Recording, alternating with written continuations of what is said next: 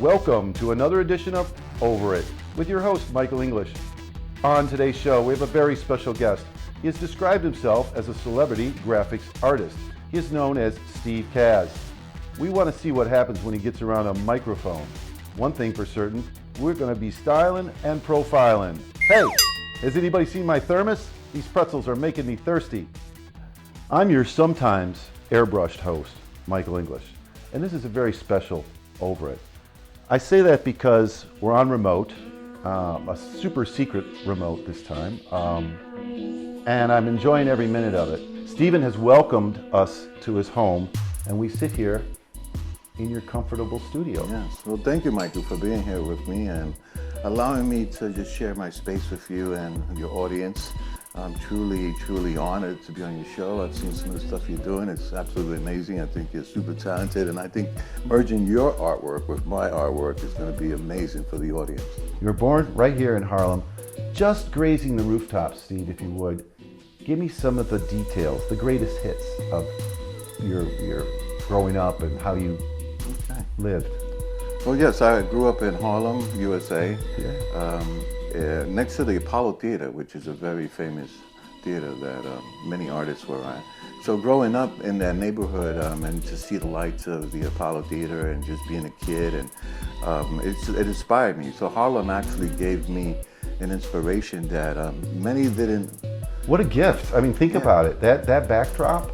Yes. And at that time, I'm gonna dial us up a little here, but in the 80s, right? Yes, 80s, yeah. So, 125, Harlem, you're growing up. Is your family large, small?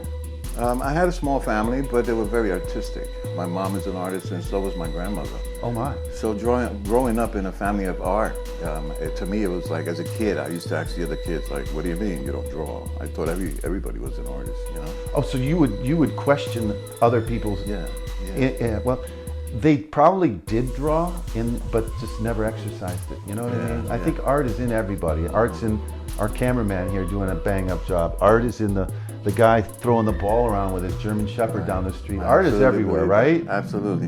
And inspiration is everywhere. And that's what Harlem definitely gave me, a platform to be inspired. And just to the tens, I would think. Yeah. So Steve, when did you really decide you were an artist? When did that moment come in your childhood? Well, it was in second grade. They had like an art show, and I participated in the art show in second grade, and I won first place, and I was like, wow, I really did. Do you remember the art? Do you have a picture of it? I don't have a picture of that one, but it was some Marvel characters. It was like the Iron Man and Captain America, and so. And it just blew the doors off the competition. Yeah, it was like second grade. Yeah, second grade, and I'll never forget walking up to the auditorium on the stage, and I remember the stairs, how big they were, because I was so small, and I'm climbing the stairs up to get my little award. Have you been? Is the school still open? Yes, it's PS 129, which is also in Harlem. Yeah. And the schools, have you visited as a grown man to I take those stairs visited again? I would love to, but I have not had that opportunity. So it was kindergarten to sixth grade. Yes. Okay, yes, got it's it. a PS public school. Your skill set is multi-pronged, as we look around the room, and we will later with some of your tools and medium. But explain to the audience what you work in, like, just to the average art person, you'd say, well, I work in airbrush and gouache, and people are like, what's that? Right. You say, but what's your go-to? Well, I started out as a traditional 2D artist, which is pencil and paper, and then I would go on to markers, and then I started doing the airbrushing. But then that wasn't enough for me, and then I wanted to make things bigger and more impactful. So as a kid, I started doing graffiti, and I started doing some graffiti on the train, and even that wasn't enough. I wanted to paint the whole entire train, and but. We're going to talk about that in a little bit. Don't let me forget about that. Okay, we will. So on top of just having the traditional skills, I've been able to adopt the knowledge of the 3D, where I'm a sculptor. I can sculpt anyone or anything and make it look like it actually exists. Whether the person is there or not, if I have the right reference, I can sculpt, and I learned how to do forms and anatomy, and I can also animate them and move. So I have a little bit of the whole spectrum. Yeah. So when you say sculpt, you're actually having a machine make a tangible item Yes. from your 3D render? Yes. It's like clay, but now it's a digital form. It's called wireframes, and the wireframes have what's called polygons, and these little square boxes are the ones that the more you have, the more intricate you can get into your sculpt. Oh my. So the capabilities of the program that I've been using it now for about 18 years. I started in version 1 and 2, and only because it was a little bit more organic, and I was able to get the forms that I needed to get out with that idea and that creativity I had in my mind. And even then, it was still a challenge because you have to, it's not like drawing with a pencil and paper where you're putting your idea right away. You have to click here, click there, do this, go through a menu. So the technical part of the sculpting process took away from the creative part. Slowed you down. Yes. So, but now I've been able to form my own keyboard with my own commands, and since I draw with both hands, I'm able to actually fluctuate. I'm told that. Yeah. We'll perhaps get to see that in action a little bit later. Sure, absolutely. Both hands, and you designed your keystrokes and your commands Yes. to help. Yes, yes. So now, if you were to put me at a job and I didn't bring my plug-in that showed my key, my personalized, customized keyframes and keystrokes, then I would look like I don't know what I'm doing. But it keeps it a secret for you.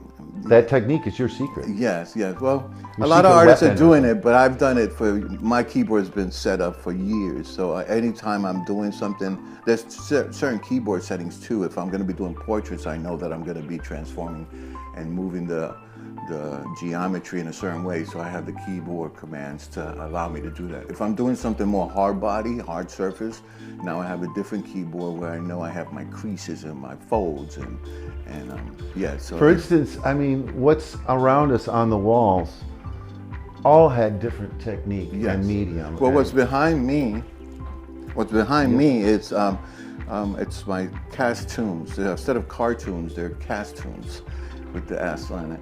And this was traditional drawing, and I was able to fill it in with color and then scan it into the computer, then add a little bit more touch-ups and highlights and put it in the environment. So nothing here is really 3D. It's all traditional hand drawing and just Photoshop and shades. Now the one behind you, Mandela, yeah. that is a completely 3D dimensional sculpt that I did from, it starts as a sphere, and then I start pushing and pulling, developing. the clay, the digital clay. And then with the lighting within the program, I'm able to see how the forms are, because it's about form and it's about gesture, it's about composition. So it's no longer one flat drawing from one angle. Now you're able to move the drawing and capture the way the lighting is. So with the light, I'm able to shade and just see the forms. Wow. So, That's something that the technology has again given an artist much more flexibility. Yes. And the great thing about it is that I've started with this program about 17 to 18 years ago. So in the industry back then, I was into 3D, but I couldn't get the forms that I wanted. It was too choppy and it looked very digital and computerish, like the 1986 Tron kind of computerish, which is a fantastic movie, by the way. I'm going to touch on that for a second. What, as a younger person, let's say when you were first getting started or really taking off, what was the art that influenced you? Was there an artist? Was there a typical style of art, or no one particular or many? Well, it was confusing at first because I always, when I looked at something that inspired me, I wondered how they created it, how they got there, how they got to a point in their life where they're able to accept and feel confident enough to do something like that. Because at that point I wasn't there yet.